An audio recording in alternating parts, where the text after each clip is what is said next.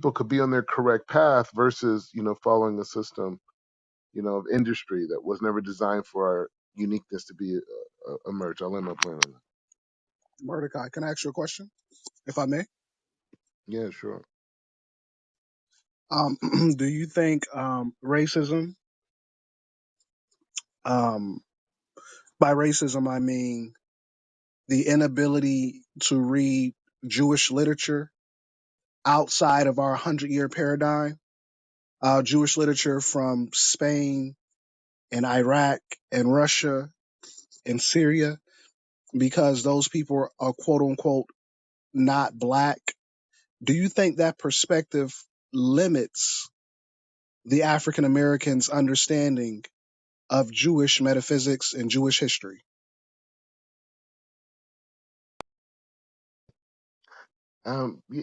The thing is like this. Like I hear you on that. Is there's an idea that says, and I really hope this answers your question because I want to answer it the best I can. It's the way I think is the best. Um, there's an idea that when God, in the beginning of creation, when God separated the waters, right? When he moved around the waters, he separated the waters, he created rivers, oceans, this whole thing. They said when that happened, God created the splitting of the Red Sea, right? The splitting of the Yam Suf, right? When that when that was built into the beginning of creation, that on this particular day, on that particular moment, that the sea was going to split and the Israelites were going to run through or walk through and leave Egypt, right? So they said that every solution, like what can we learn from that? This is what the sages say. There's the oral tradition, right? The oral tradition says the splitting of the Red Sea was built into the 6 days of the 6 days of creation, 7 days of rest. But on those days of creation, the splitting of Red Sea was put into that.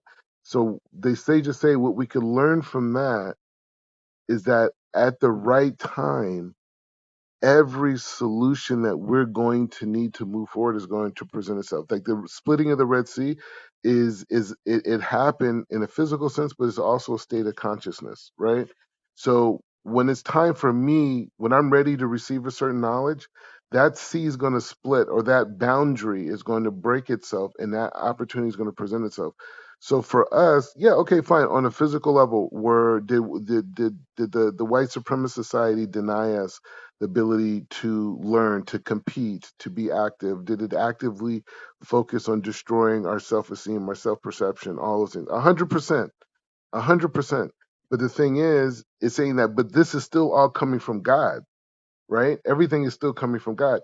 So that means that this whole process that I've been through, all the negativity, we've had victories too, but the negativities and the victories and all these different things that we've had was a building block for a particular moment for me to go to my next level. We only get to see that in retrospect, right? So, yeah, we've had our limitations, but that's part of God's process. God created that, right? And there's reasons what we did, we didn't do this, we fell off, whatever. But the point is just saying we have to love God so much to know that the agony that He's put us through, it's for our greatness. That doesn't mean we don't hold people accountable and justice is necessary. I'm not saying that, but I'm just saying it's this is God's story, and so we have to leave that some of the victimization that the secular society wants us to feel so bad for ourselves. Look how bad it is for you, how difficult it is. Oh my God, it's unbelievable. Yeah, but what if God is putting me through this for my greatness? You're trying to convince me that I need to feel sad about it. But look at my generation today in 2023, and look where we were at in 1935, you know, and look where we're at today. So it's just like you may want to make us perceive that we're losing, but is that mind control, or is or because that's not God's plan, So So, the brother, thank you for that answer as well. The brother Yoshi just called you a rabbi. So, in your experience, um, in reading other literature and reading classical Judaic literature from the 10th century or the 9th century, um, versus reading the literature of Jews um, that are African Americans, I'm going to say it, versus reading the literature of African American Jews. Has the literature from other Jewish communities helped you evolve and helped you understand Judaism from a broader perspective? Yeah, so I fully like accepted, little background on myself. I fully accepted the Torah. Like I'll say, I was started studying in like 2003 through 2004, but I didn't actively go through a spiritual transformation process, which they call a conversion, into like 2013. Even though I was like learning and traveling all over the place, trying to like learn about life and trying to, just look for answers, like why the world was created this way, what is my purpose here, and these type of things.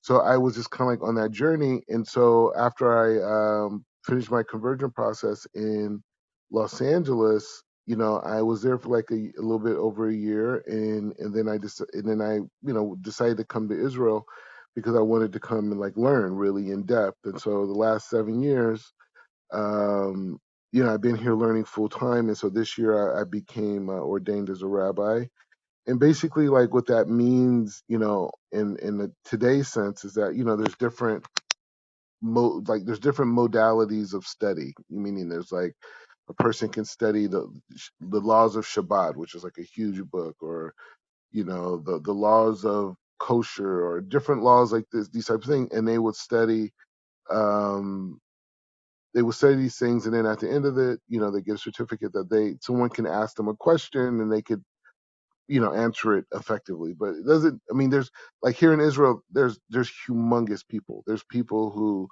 it's one thing to have knowledge and information, and there's another thing to like live in that knowledge and to transform yourself. And so like that's the path that I'm on, is just on that, like just going to that next level of consciousness, the next level of seeing myself or whatever. But what I would say, the thing is, you know, the challenge is that, the Torah pushes a person, and I'm speaking from an African American perspective. A lot of our identity has been created by the society that we grew up in. You know what I mean? Like we don't really, because of the way slavery was and the way that the plantations and all these things were managed, we're not like other groups, that migrated, that may, been under oppression, and they still had certain traditions, and they had a certain understanding of like where they were from. And it was like a war conquest. For us, it was like kidnapping, it was like human trafficking, it was breeding people, it's all types of things like this. So for us, a lot of our identity that we have as African Americans has been created by the society that we're in right now. You know what I mean? Like us calling ourselves black or African American and all these different terms, these things are shaped by our society, like our modality. I mean, I think they said like something like African Americans, we have $1.6 trillion in buying power, or something like some crazy number. So it's just like so much of who we are as people is shaped by this capitalistic free market system, which I'm not speaking against, but I'm just putting that. So when you get into the Torah now creates a new definition of self, which is around the soul, right? Like my soul, like I have a soul, and they said there's 5 dimensions to the soul or whatever. And through understanding the soul, you can understand about the modality of like every human being, right? And so now you start thinking on this soul level, right? And then you start thinking about the functionality of the soul with the physical world. And then eventually you evolve into a body, and then you evolve into being a man, and then eventually, a person that received the Torah. You know what I mean? So the whole evolution of what a human being is under the lenses of the Torah, right? Which the sages tell us that the world was created through the architecture. The architecture plans of the world were are inside the Torah, right? And so that's how I understand it. So when you go in that process, your definitions of who you are and what makes you functional and what makes you unique in your role in the world completely changes from what we've been given in North America, right? Which is like we're a serial code number, social security number, we're a neighborhood, we're ethnicity, we're a tax bracket, maybe we have certain experiences, and that's how we identify ourselves. But the Torah goes into a completely different world, right? So I think when you see a lot of African Americans who get involved into the Torah and they get involved in the Torah lifestyle, it's it's difficult to come back and to really connect to, say, certain constructs of, like, say, blackness and blackism and these types of things, even though there's a rich history of the Torah throughout Africa, north, east, west coast. The whole thing of Africa is just lit up with Torah. The Torah, the whole story starts there. You know what I mean? So it's just saying that it's a huge story, but the Torah takes us in a different place. Now, because I have love for my brothers, and I'm like, okay, you know what, you know, if I was given an opportunity to learn, I should share what I've learned to people who may connect to me because of this ethnicity. But in reality, it's not even about blackness anymore. It's about my soul and how my soul can elevate to connect to God's light on a higher dimension. That's all that matters to me at this point, right? But part of that connection, you have to be connected to the physical world. And in the physical world, there's other African Americans that are just like me. They're saying, like, hey, you know what? I'm looking for alternative solutions for life and fulfillment, and so that's maybe how, maybe hopefully I reconcile with that. Thank you.